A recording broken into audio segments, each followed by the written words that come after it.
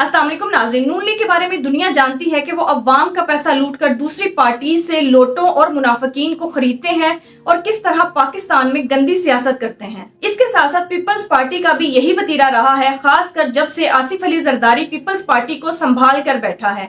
इसने भी ऐसी ही गंदी सियासत शुरू कर दी है। इस पर वसीम बदामी ने सिंध के चीफ मिनिस्टर मुराद अली शाह को सामने बिठाकर अच्छी खासी चित्रोल कर दी। आइए पहले उनकी गुफ्तगू सुनते हैं, फिर इस पर बात करते हैं। Mister CM, the prime minister statement came as a surprise to you जब उन्होंने एकदम से टेलीविजन इंटरव्यू में कह दिया कि जी नए सेंसस के तहत होगा? It came as a surprise. मैं वही कह रहा हूँ, नहीं, इट वाज अ सरप्राइज कि है बिकॉज उससे पहले इसलिए सरप्राइज था कि उससे कुछ दिनों पहले एहसन इकबाल साहब ने कहा था कि नए सेंसस के तहत नहीं होगा। That's why it was surprise. एक मैं नक्शा खींचता हूँ कि आपके सारे कंसर्न्स फॉर एग्जांपल सेंसस के तहत एड्रेस हो गए। मैं ये नहीं मैं कह रहा हूँ फर्ज करें अगर हो गए फर्ज करें।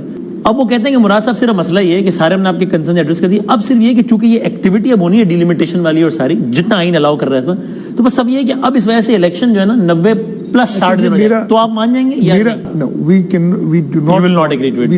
Political party does not agree to it. जो हमारी है कि 90 दिन से आगे even though it happened in Punjab. अगर आई नो कि आपने कहा कि Punjab was a different case because पूरे पाकिस्तान का इलेक्शन एक साथ कैसे बहुत लंबी स्टोरी हो जाएगी। वो मैंने सुना उसके पीछे जाएंगे तो ना, तो there was a logic to it, there was a method behind the madness. When it is apparent logic versus constitution, तो आई थिंक कॉन्स्टिट्यूशन को हमें ज्यादा फोकस नहीं पड़ेगी। लॉजिक आपकी है कि भाई ये कैसे होता है कि पंजाब में इलेक्शन हो चुका होता, वहां हुकूमत बैठी होती और पूरा पाकिस्तान इलेक्शन में जा रहा होता। ये लॉजिक मेक सेंस। आईन पाकिस्तान इस बात पे पाबंदी नहीं लगाता कि पूरे मुल्क में इलेक्शन एक साथ हो या ना हो, लेकिन इस बात में पाबंदी लगाता है कि एक हाउस तहलील हो तो 90 दिन में इलेक्शन होना चाहिए। तो आईन की खिलाफ वर्जी तो हो गई ना पंजाब में बहुत खुली। एक सेकंड, खर्चे को एक तरफ रखें।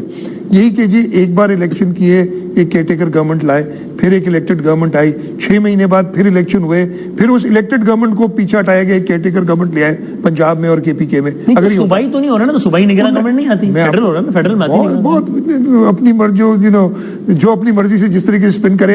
इलेक्शन होगा वहां पे निगरान चाहिए ना, तो पंजाब का इलेक्शन हो चुका होता तो वहां की निगरान गवर्नमेंट वहां पे दोबारा ना आती।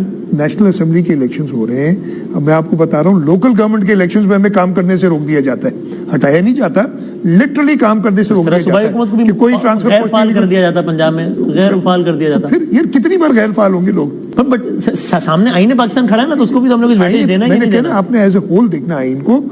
आगे बढ़ते हुए एक में से नुक्ता बता दें, आपको इसमें कुछ समझ में आती है बात? लतीफ खोसा साहब ये कहते हैं, कामरान मुर्तजा साहब, सारे लीगल एक्सपर्ट सीनियर लॉयर, वो ये कहते हैं कि सीसीआई अभी अमलन फाल हो ही नहीं सकती, इसलिए नई मर्दमशुमारी की तो इलेक्शन होना पॉसिबल ही नहीं है। रीजन बीइंग कि वो कहते हैं कि सीसीआई में सब 2 वज़ीर आला तो हैं, 2 तो निगरान हैं, निगरान तो रिप्रेजेंटेटिव नहीं है आवाम का, तो उसके पास ये मैंडेट ही नहीं है कि मर्दमशुमारी के हक में मुखालिफ। तो ये तो सवाल ही नहीं है। आपको क्या लगता है? अच्छा चले फॉर अ मिनट मान लेते हैं, मैं ये मुझे नहीं, I am not an expert, देखिए मैं अपनी कोई इस पे व्यू नहीं दूंगा। आगे बढ़ते हैं, अपोजिशन की बात हो रही, तो ये वैसे पता लगा ये जो मुर्तजा साहब आप सब बने मेयर, तो वो 30-35 बंदा उस दिन नहीं आया अचानक ऐवान में, क्यों नहीं आया, क्या कुछ मालूम? आप उन्हीं से पूछ लेना यार, मुझे क्या पता। पूछा कि मेरा नहीं पूछा, मेरी जिम्मेदारी। हाँ, उन्होंने कहा कि क्या? उन्होंने कहा हमें दबाव के जरिए नहीं आने दिया क्या? They should take action. तो आप अगर मेरा दबाव था, मैं किसी से नहीं मिला हूँ। जाहिर है, तो आपने दबाव डाला होगा तो आप थोड़ी फोन करेंगे। नहीं, मैंने दबाव, अगर नहीं मेरे से किसी को शिकायत है कि मैंने दबाव डाला, मेरे खिलाफ एक्शन। एथिकली इन लोगों ने काम ठीक किया। मिसाल के तौर पे कल को पीपल्स पार्टी के, जस्ट गिविंग एन एग्जांपल, कि 100 लोग सेलेक्ट हो तीर पे, बिलावल साहब पे सेलेक्ट हो जाए, और जब इलेक्ट होने के बाद वो 100 लोग कहें या उन 100 में से 50 लोग कहें कि यार बिलावल साहब कहें यार इस बंदे को वोट देना है, उन्हीं 100 में से 50 लोग जो जीते तीर पर ही हैं वो कहें नहीं भाईजान हम इनको वोट नहीं देंगे, बिलावल साहब जिनको आप करें हम तो उसको वोट देंगे, तो आपको एतराज होगा और 50 लोगों को या कहेंगे जमहूरियत है उनकी मर्जी है यार तो फैसला करें। मेरी बात सुनिए, नहीं वो तो देखें आइन के अंदर लिखे ना कि जिसको वोट देना है फॉर द, ये तो आईनी रिस्पांसिबिलिटी है ना कि पार्टी के चीफ मिनिस्टर को आपने वोट देना है, वो तो एक अलग चीज होगी। मैंने सिर्फ चीफ मिनिस्टर वाली बात ही नहीं, मैं तो जनरलाइज कर दिया, जनरलाइज कर दिया। मैं अब इसका आईनी बहस में भी ना पड़े। जवाब देता हूं, एथिकली डेमोक्रेटिकली आपको इसका जवाब देता हूं। पीटीआई के कई लोग जो उनके थे, उन्होंने जो मेरा तो ख्याल है उनके अपनी जहन में कि पता नहीं क्या हो रहा है, पार्टी है भी कि नहीं है, और उन 35 लोगों की एफिलिएशन हर एक 35 नहीं किया ना, जीते बल्ले पे پھر عمران خان نے کہا کہ اس کو ووٹ دو, انہوں نے کہا نہیں دیتے, مرزا صاحب آپ کو دیں گے. عمران خان نے پتہ نہیں کس طریقے سے کہا کہ رائٹنگ, مجھے نہیں پتہ, نہیں ان کی پوائنٹ آف ویو ہے نا, اس لیے میں کہہ رہا ہوں بحث میں نہیں جا رہا. کل کو بلاول صاحب یعنی پیپلز پارٹی کے لوگ بلاول صاحب جیتے آپ کے ووٹ پر, لیکن آپ کے کہے ہوئے بندے کو ووٹ دیں گے.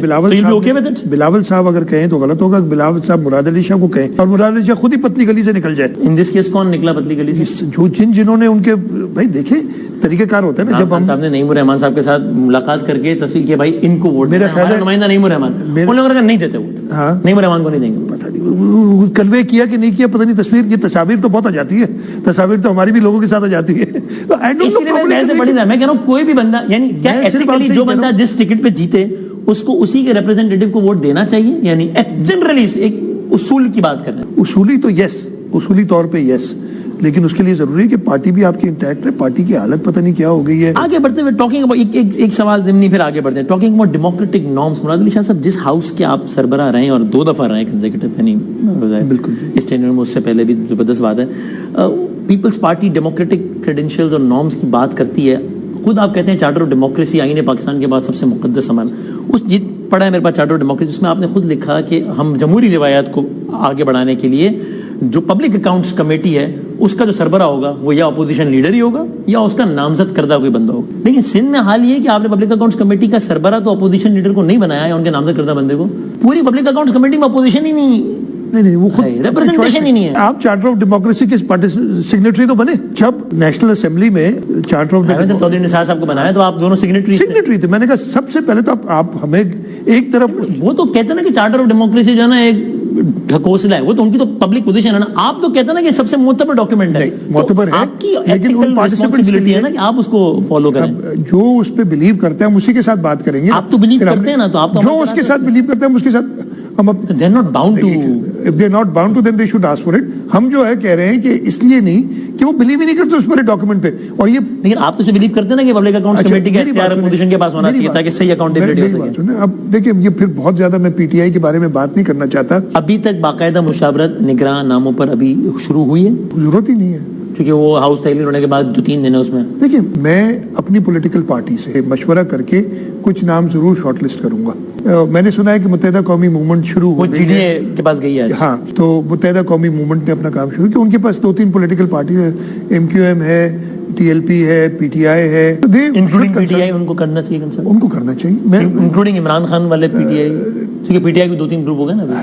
اچھا آپ کو نہیں مطلب پتہ نہیں, پی ٹی آئی نے تو ووٹ دیا انہیں, چھوڑ دی ووٹ, پی ٹی آئی نے تو ووٹ دیا ہے متحدہ قومی. پی ٹی آئی کے 9 ان لوگوں نے ووٹ دیا ہے جنہوں نے سیاست سے لا تعلقی اظہار کر دی تھی, انہوں نے ووٹ دے دیا.